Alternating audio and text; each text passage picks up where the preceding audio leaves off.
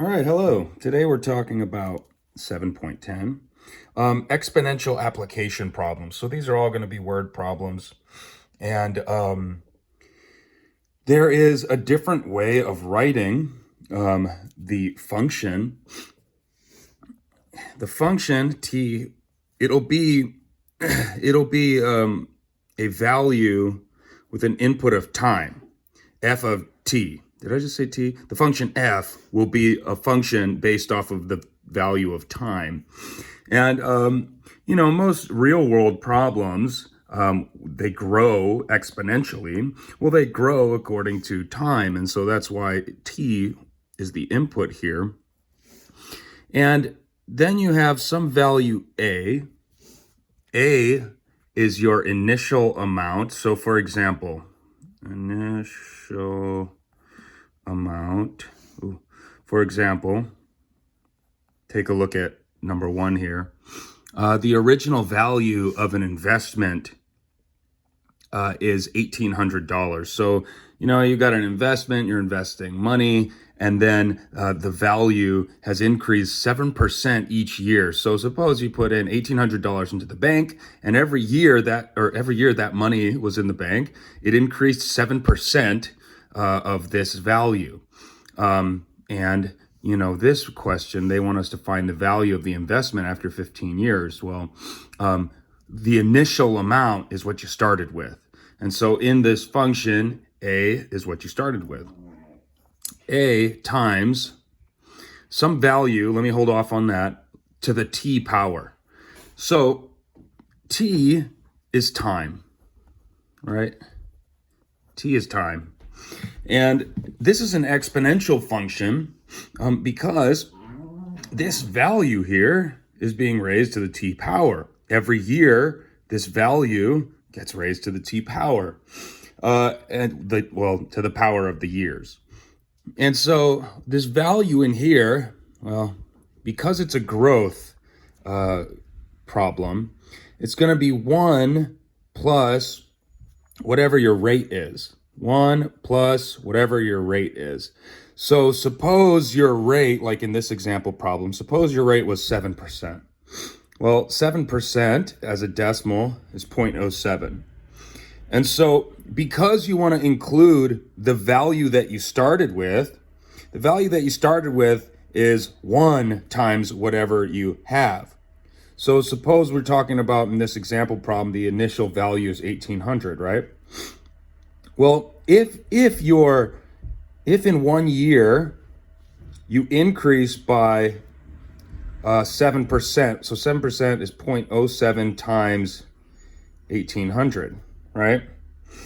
And so 1 times 1,800 is what you started with.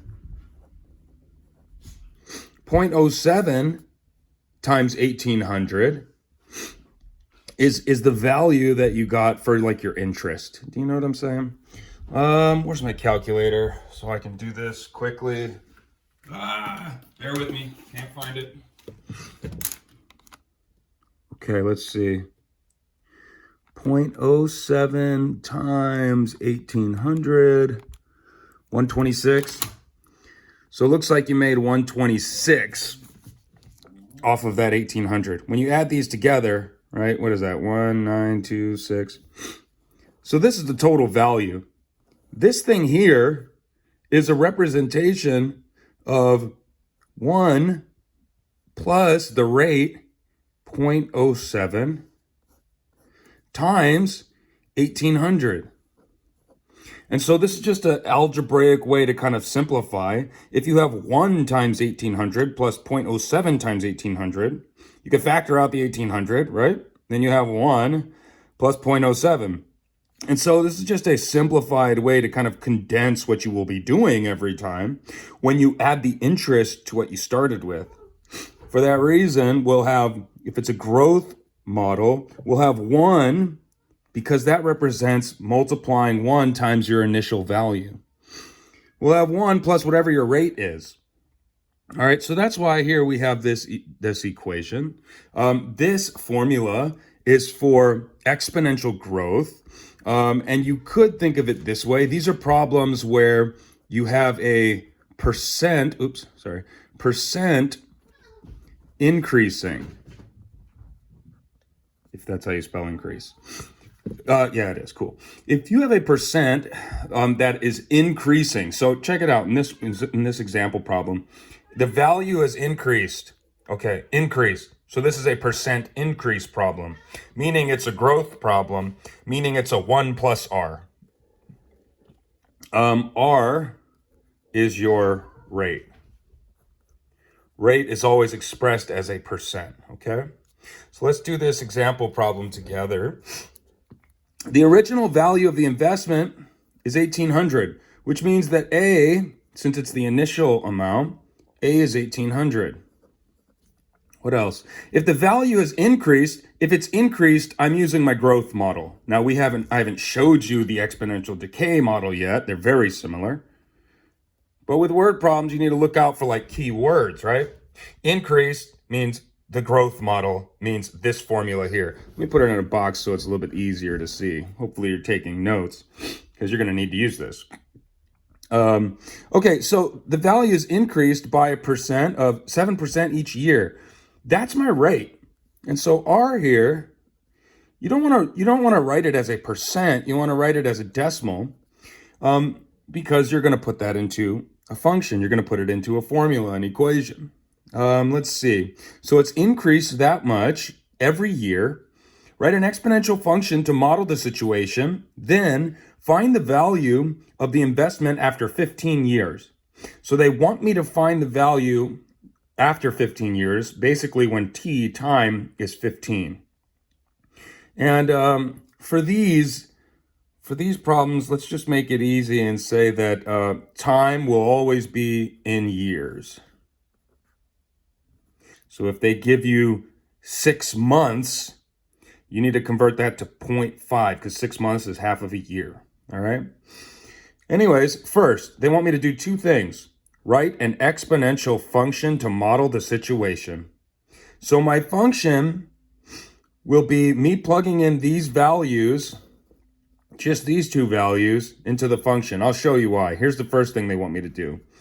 F of t, this is a function. Now a function always has some unknown, so I'll need t somewhere in this formula, and it needs to be a variable because that's what a function is.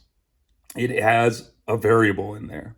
And so let's see, A, so here it is, A times, so A is 1,800 in this problem, times 1 plus R. Well, I'm not going to write 1 plus R in here. I'm just going to add them, right? So 1 plus R is just 1.07. You with me? I just added 1 plus R. R is 0.07. Raised to the t power. Now, this is my function. They want me to write a function. That's the first thing they asked for. Now, look, I could find the value. So f of t is the value of how much money I have after t years. I could find the value after 5 years with this model. I could find the value after 10 years with this model. I could find the value of 300 years with this model. So I wrote my function. Next, they want me to find an actual value when t is 15. I hope that makes sense. So now I'm going to write, okay, well, this is 1,800, 1.07 to the 15th power. Cool. Now I'm going to find this value. And I'll skip writing a sentence, one, because of time, and I'm sure you guys could write the sentence yourself. So I'm going to type this in, and let me show you how you should do this. Let's see. Let me clear that out so it's easier to follow. 1,800 times. So you know what? Your calculator should read order of operations, but you should also know that you need to raise 1.07 to the 15th power first because exponents come before multiplication, right? And so I'm just going to put all that in parentheses, even though my calculator should know it, but I'm going to do it anyways. Where's my caret key? Here we go. 1.07 to the 15th power. Okay. And Bam. I'm going to close my parentheses, multiply, boom, there you go. Now, we're talking about money, right? And so because we're talking about money, I'm going to round to, what do you think? Yeah, that's right, the nearest cent. And so what do I have here? $4,966.20, I'm rounding, 26 cents. That's what I have after 15 years. I mean, that's a lot of time, right? But I made a lot of money. I only started with 1,800, put in 1,800. Now I have almost $5,000. It's not bad, but it takes 15 years, right?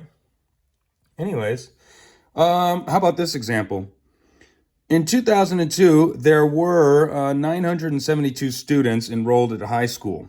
Since then, the number of students has increased. Okay, increased. It's a growth model by 1.5% each year, which means that my rate, right, lowercase r, is, okay, how do I turn this into a decimal? Let's see, don't I just move it 1, 2, right? 0.015. 1, 2, yeah, 0.015. That's 1.5% as a decimal. It has to be as a decimal. All right, each year. Okay, good. Let's keep in mind the rate should be each year. The rate should be each year because we're modeling t in terms of years. Okay, write an exponential function to model the situation. Okay, we got to write a function. That's the first thing. Then find the number of students enrolled in 2014. All right, so you may be asking yourself, hey man, where the heck's A? Where's my initial value?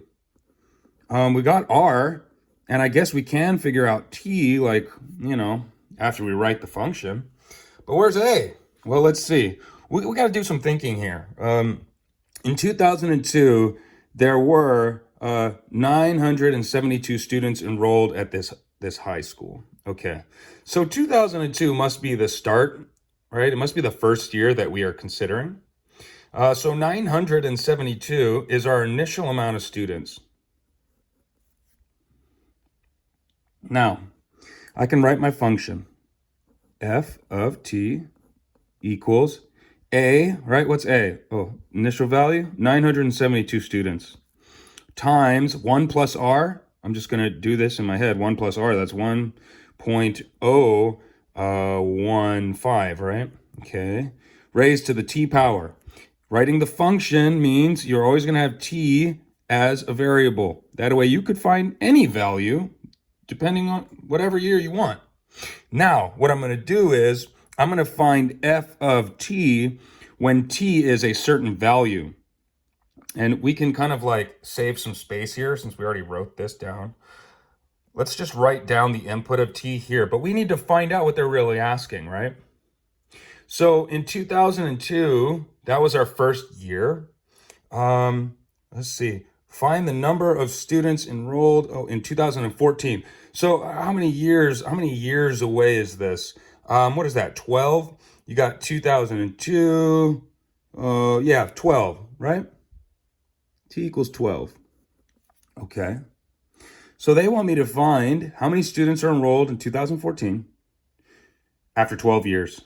Now, see, I had to figure this out, right? There's more information in this one. It's not as straightforward. But f of t when t is 12. Function notation, right? This is like showing my reader, whoever's reading this, that I plugged in 12. Okay, f of 12 is what? Now I'm just going to go straight to my calculator and do this. Let's see. 972 times this value of 1.015.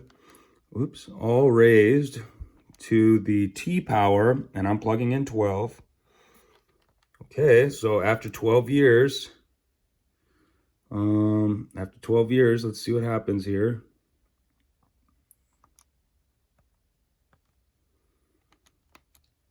Bam. All right, that's a lot of students. Hey, can you have a decimal student? No. So let's round down here. to 1,162 students. 1,162 students. Keep in mind, they're word problems. So we always want to attach a unit to it. We need to tell our reader, like, what are we talking about? It's not 1,162 puppies, it's students, right? It's $4,966, right? Okay, so that's exponential growth. Now, what about the model for decay? Well, this one is very, very similar. F of t equals a times, if it's decaying, okay, let's see. If it's decaying, suppose we did put in $1,800 into our account, right? 1 times 1,800. And if it's decaying, if it's losing its value, we're subtracting, aren't we? Now, suppose it lost its value. Let's look at this example. Suppose it lost its value by 7%. That's 0.07, right? And so the initial value is 1,800. Sorry, I'm running out of space, and this is getting really sloppy. The initial value is 1,800, and I'm subtracting. Now, look, I can factor out an 1,800, can't I? And 1 minus 0.07. So notice how they're different. Exponential decay, you just subtract the rate, and that is all. All right, so 1 minus r, all raised to the t power. Of course, a is still the initial amount.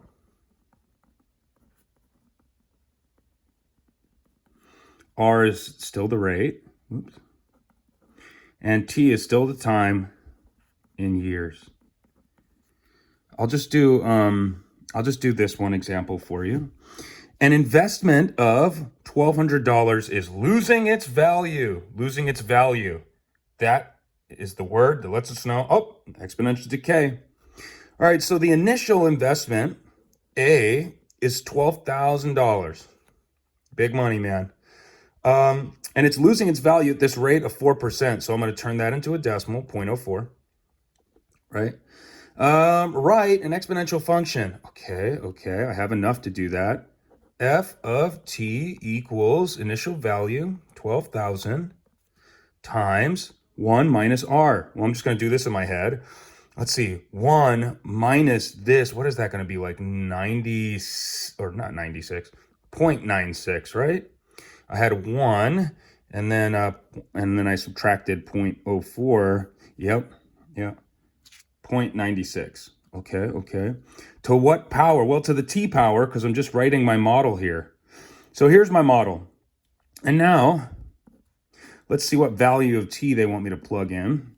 Find the value of the investment after 9 years. So when t is 9, f of 9, basically. Go to my calculator. What do I got? 12,000 times this value. Oh, yeah, 0.96. 0.96, all raised to the, what am I doing? T is 9, right? T is 9, okay. 9th power. Oh, shoot. Solid. All right, and so after 9 years, I'm going to have $8,310. And since it's dollars, I'm going to round to the nearest cent. So that will be 0.41 cents. I'll put my dollar sign because I want to include my units. All right. And so this is saying, hey, after 9 years, you've lost, well, what, like roughly what, $4,000? So anyways, there you have it, people. There are a few examples for you. Hey, let's just do exponential growth and decay today. Tomorrow, we're going to talk about compound interest. And so, yeah, you'll find the homework in the assignment. It's posted. Thank you.